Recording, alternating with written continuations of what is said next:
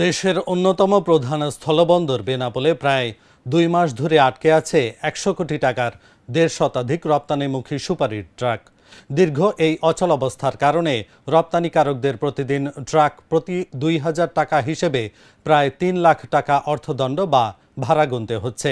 ব্যবসায়ীদের অভিযোগ, ভারতের পেট্রাপোল বন্দরে পণ্যের মান নির্ণয় ও কৃত্রিম জটিলতা সৃষ্টির ফলেই এই রপ্তানি বাণিজ্য ব্যাহত হচ্ছে। দ্রুত পদক্ষেপ না নেওয়া হলে বড় ধরনের ক্ষতির মুখে পড়ার আশঙ্কা করছেন তারা। বেনাপোল থেকে শেখ ফরহান সাদাফের পাঠানো তথ্য ও চিত্রে ডেস্ক রিপোর্ট। বিশ্বে সুপারি উৎপাদনে বাংলাদেশ দ্বিতীয় অবস্থানে রয়েছে।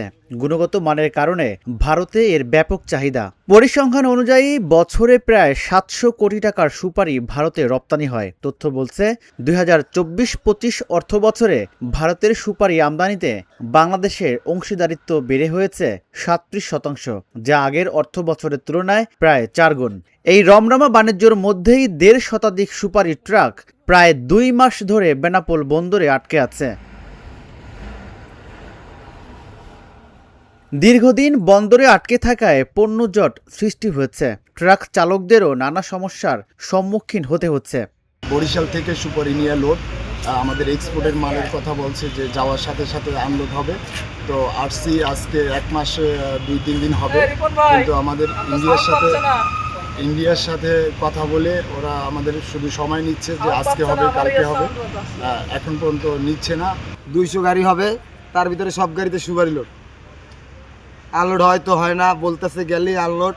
শত শত গাড়ি পড়ে রয়েছে, সব সুপারি লোড। কোটি টাকার মাল বসাই থুই দিয়েছে আমাদের নিরহ পাবলিক। আমরা এই কারণে আমাদের বসাই থুই দিচ্ছে। সিএনএফ এর গেলে বলে যাও আনলোড হয়ে যাবে।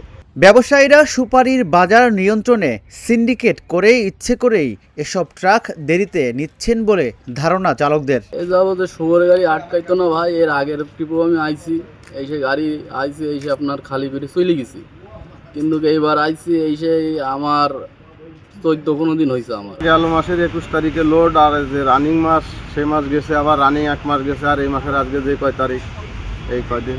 ৫ আগস্ট আওয়ামী সরকারের পতনের পর ভারত সরকার রপ্তানি বাণিজ্য একের পর এক নিষেধাজ্ঞা ও নানা শর্ত আরোপ করেছে। ফলে বর্তমানে রপ্তানির পরিমাণ ৩০% নেমে এসেছে।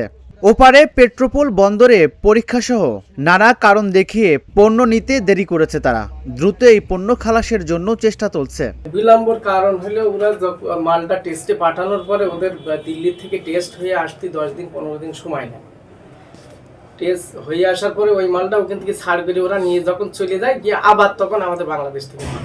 বেনাপোল বন্দর উদ্ভিদ সংঘনিরোধ কেন্দ্রের উপপরিচালক জানান, ২০২৫-২৬ অর্থ বছরে প্রথমে ৫ মাসে বেনাপোল বন্দর দিয়ে ভারতে ১০,৬৫০ টন সুপারি রপ্তানি হয়েছে, যার কারণে বন্দরে সব ট্রাক দাঁড়িয়ে আছে।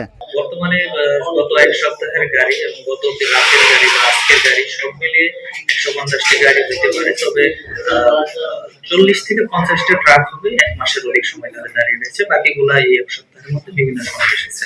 পরীক্ষা নিরীক্ষা সহ কাস্টমস এবং ইন্ডিয়ার উপাসে কাস্টমসের প্রক্রিয়া শেষ করতে হয়তো কিছুটা সময় লাগছে। প্রক্রিয়া সম্পন্ন হলে এখান থেকে রপ্তানি কার্যক্রম সম্পন্ন। এই বিপুল আর্থিক ক্ষতির মুখে দ্রুত সরকারি হস্তক্ষেপ ছাড়া এই সংকট কাটানো সম্ভব নয়। সুপারির ট্রাকের কাগজ হাতে পেলে দ্রুত ছাড়করণে সহযোগিতা করা হবে। বর্তমানে সুপারিটাই বেশি রপ্তানি হয়। তো এই সুপারিটা আমাদের যে সিস্টেমে রপ্তানি হয়, আমাদের এখানে আসার পরে তারা আমাদের কাছে অ্যাপ্লিকেশন করার পরে আমাদের উপপরিচালকের কাছে আসার পরে উপপরিচালক একজনকে দিয়ে, ইন্সপেক্টরকে দিয়ে সেটা সুন্দর মতো কোয়ারেন্টাইনের যে রুলস আছে সেই অনুযায়ী আমাদের ইন্সপেক্ট করা হয়, এবং কোনো রকম সমস্যা না থাকলে আমরা সাথে সাথে তাদের ফাইটোস্যানিটারি সার্টিফিকেট দিয়ে থাকি। তো এক্ষেত্রে আমাদের এখানে রপ্তানির ক্ষেত্রেও কোনো সমস্যা নাই। কোনো রপ্তানিকারক যদি কোনো পণ্য রপ্তানি করতে চায় এবং তার জন্য যদি আবেদন করে, আমরা কিন্তু সাথে সাথে ব্যবস্থা নিচ্ছি, এবং এখানে কোনো পেন্ডিং কার্যক্রমও কিন্তু নাই। ভারত সরকারের নিষেধাজ্ঞার কারণে বর্তমানে বেনাপোল বন্দর দিয়ে পাট ও পাটজাত পণ্য, গার্মেন্টস তৈরি পোশাক, কাঠের আসবাবপত্র, ফলের জুস সহ বেশ কয়েকটি গুরুত্বপূর্ণ পণ্য সড়ক পথে রপ্তানি বন্ধ রয়েছে। বাণিজ্য প্রতিবন্ধকতা সৃষ্টি হলে তা দুই দেশের জন্যই ক্ষতিকর। এই অবস্থা কাটাতে দ্রুত দুই দেশের সরকারের এগিয়ে আসতে হবে। Dhaka journal, news desk.